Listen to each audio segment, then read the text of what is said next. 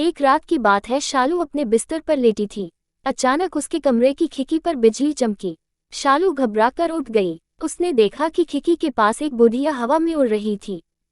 बुढ़िया खिड़की के पास आए और बोली, बैककोट शालू, तुम मुझे अच्छी लड़की हो, इसलिए मैं तुम्हें कुछ देना चाहती हूँ। शालू ये सुनकर बहुत खुश हुई। बुढ़िया ने शालू को एक छड़ी देते हुए कहा, बैककोट शालू, ये जादू की छड़ी है। तुम इसे जिस भी चीज की तरफ मोड़कर 2 बार घुमाओगी वह चीज गायब हो जाएगी। अगले दिन सुबह शालू वह छड़ी अपने स्कूल ले गई। वहां उसने शैतानी करना शुरू किया। उसने पहले अपने सामने बैठी लड़की की किताब गायब कर दी, फिर कई बच्चों की रबर और पेंसिलें भी गायब कर दी। किसी को भी पता न चला कि यह शालू की छड़ी की करामात है। जब वह घर पहुंची तब भी उसकी शरारतें बंद नहीं हुई। शालू को इस खेल में बड़ा मजा आ रहा था। रसोई के दरवाजे के सामने एक कुर्सी रखी थी।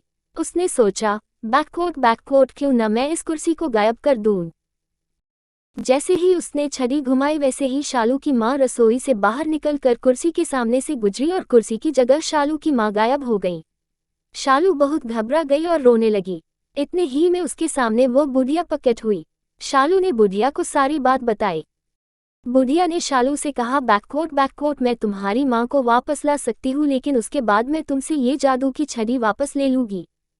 शालू बोली, बैककोट, तुम्हें जो भी चाहिए ले लो, लेकिन मुझे मेरी माँ वापस ला दो।